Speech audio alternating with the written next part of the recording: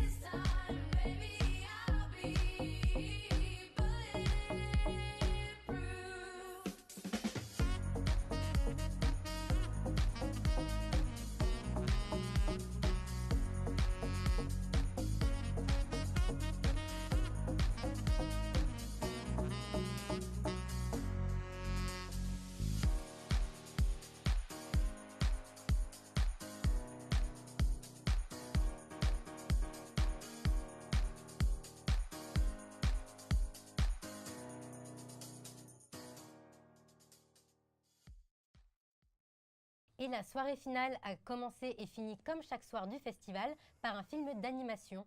Entre les deux, des fictions se sont enchaînées, certains courts-métrages plus comiques, d'autres soulevant des problèmes sociétaux ou générationnels. La programmation était diversifiée tant par les histoires racontées que par les manières de les mettre en image. Les courts-métrages présentés ont tous été réalisés par des étudiants d'horizons différents et étaient de grande qualité. Ils étaient d'ailleurs tous présents lors des projections pour présenter leurs projets et pour répondre aux questions du public. Et alors, quel film a retenu l'attention du public cette année, Juliette? Eh bien, Holy Chic, un court-métrage d'animation réalisé par Alice Mama, étudiante et diplômée de l'École nationale supérieure des arts décoratifs de Paris. Son film est ressorti grand vainqueur de la soirée puisqu'elle a raflé 3 prix sur 4. En effet, la jeune réalisatrice ne pensait pas être autant récompensée pour son film de fin d'études. Le jury professionnel, composé d'une productrice, d'un compositeur, de réalisateurs et d'une directrice de casting, a également décerné un prix spécial. Et c'est le film Passing Tides de Roisin Brapp qui a remporté le 4e trophée, la mention spéciale du jury professionnel. C'est un court-métrage qui retrace un instant de vie de l'ancien guitariste du groupe de rock anglais The Coral, vu par une jeune cinéaste. Petit retour sur cette remise de prix, regardez. Je vais présenter un peu le FNCME. En fait, c'est le Festival national du court-métrage étudiant. C'est la 17e année du coup que Télé-Sorbonne fait ce festival à Paris. En fait, on veut promouvoir du coup le cinéma étudiant et pas que parisien. Du coup, on a fait notre appel à projet dans toute la France. On a reçu plus de 300 films. On en a sélectionné 15. Il y a des fictions, des documentaires et des films d'animation.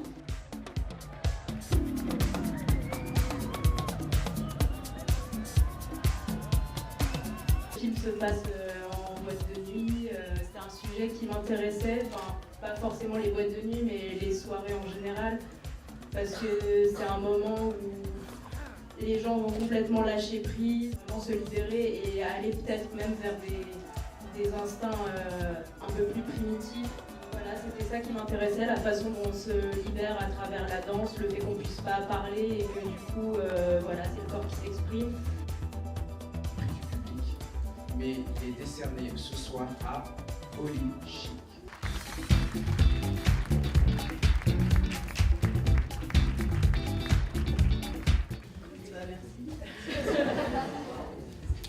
Et que ça a été beaucoup de travail, c'était mon film de diplôme et que j'ai aussi été accompagnée par un très bon musicien et un très bon ingénieur son et que c'était super. Ouais, maintenant j'en ai deux. Merci beaucoup. Nous aussi édité plusieurs films et voilà, pour à la fois sa poésie, le portrait que le film fait d'une ville, d'un artiste et aussi d'une mère absente, on a choisi Passing Tides. Félicitations. C'est vraiment tous les films qu'on a vus. On a vraiment été, je pense que je parle au nom de tout le jury, très enthousiastes parce que chaque fois c'est des univers différents. C'est très important aussi d'avoir cette diversité et heureusement, malheureusement, pour ceux qui n'ont pas été retenus, c'est un peu comme dans les Césars parfois, pour la troisième fois on va rappeler la même personne, c'est-à-dire Oli Chic.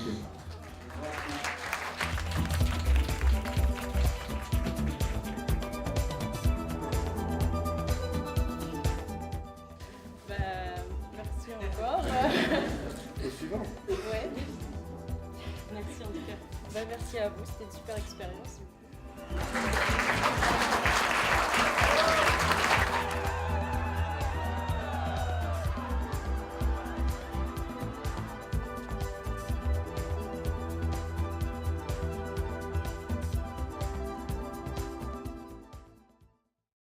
On a vu donc 15 films en sélection officielle, dont 2 ont été récompensés par le jury. Mais Anaïs, tu voulais nous parler de ton coup de cœur. Oui, moi j'ai été très déçue qu'un film n'obtienne pas de prix alors qu'il avait été beaucoup apprécié par le public. Et ce court-métrage, il s'appelle La Brigade du Kiff. Et j'ai tout de suite envie de vous montrer un extrait. On va enchaîner avec la rubrique musique. J'ai un petit artiste à vous faire découvrir que j'ai rencontré dans un bar et il mérite d'être connu. Cet artiste, c'est Tigre Blanc et il va vous interpréter son morceau Beau Gosse.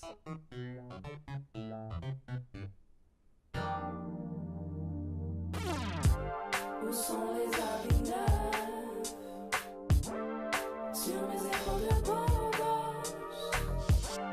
Où sont les habits neufs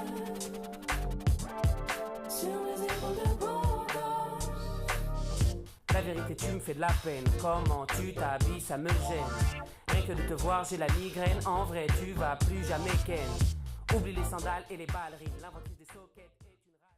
Pour vous raconter un petit peu l'histoire, il s'agit d'un huis clos comique qui dévoile les coulisses d'une émission de radio d'une bande de jeunes. C'est un court-métrage très dynamique, autant par le rythme de parole des comédiens que par le montage successif de gros plans sur le visage des jeunes journalistes qui s'entretiennent, qui se confrontent et s'expliquent. La Brigade du Kiff, c'est le nom de l'émission de radio qui reçoit une ancienne émission qui s'appelle Fashion Police. Le ton commence à monter lorsque les membres de Fashion Police révèlent en direct vouloir reformer l'émission et demandent à Jessica, la seule figure féminine dans le studio, de revenir avec eux alors qu'aujourd'hui elle est partie chez la Brigade du Kiff. Donc ce film fait beaucoup rire et moi ce que j'ai aimé c'est qu'il montrait des jeunes ambitieux et passionnés par ce qu'ils font, qui veulent simplement partager leur passion et faire kiffer le public, une très belle exécution. Quant à moi, j'ai beaucoup aimé le court-métrage intitulé Outre-mer, qui a été réalisé par Adrien Bonnet et Adrien Cal. Le court-métrage d'animation a été réalisé avec des couleurs pastel, très douces. C'est une véritable peinture vivante. Les réalisateurs ont décidé d'ancrer l'histoire sur l'île de Porquerolles, dans le sud de la France, près de Marseille. Ce court-métrage évoque avec douceur la thématique si difficile et malheureusement encore d'actualité des migrants de Méditerranée. Pour vous faire une petite description, une dame est en train de peindre un tableau au bord d'un ponton et en rentrant chez elle, elle voit des traces de pas dans le sable qui se dirigent vers une cabine de pêcheurs. On y voit dans cette cabine de pêcheurs un petit enfant qui est caché dans le conduit de cheminée où sont exposés des tableaux représentant des tempêtes. Ces tableaux prennent vie, le petit garçon rêve, il est emporté par son rêve, il tombe et la dame le voit. C'est alors qu'il s'enfuit vers le ponton et de nouveau emporté par son cauchemar, il nous transporte dans son périple sur la Méditerranée. C'est une œuvre qui est pleine de douceur et de poésie.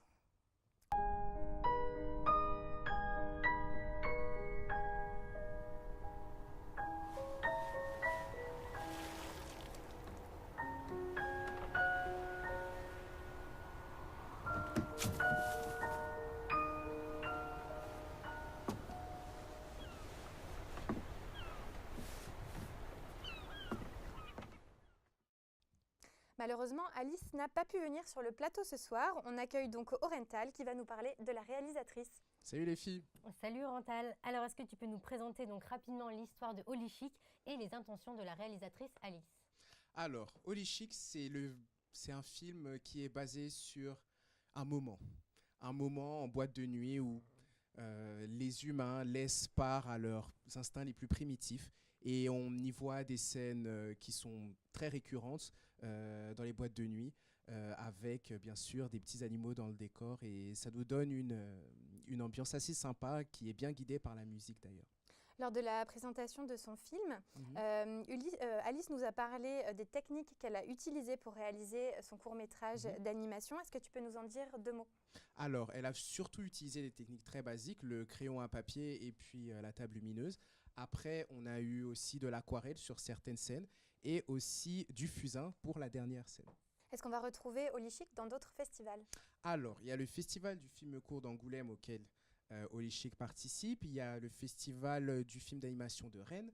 Il y a également le festival du cinéma de Sciences Po où elle a eu le 2e prix du public, me semble-t-il.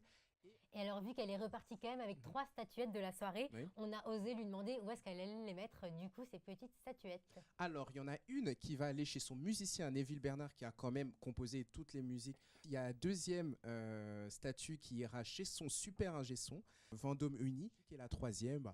Elle la garde, mais elle ne sait pas trop où la disposer dans son appartement. Et pour finir, en quelques mots, quels sont les projets d'Alice pour la suite? Alors, Alice travaille à plein temps sur un projet de bande dessinée qui va apparaître aux éditions d'Argo.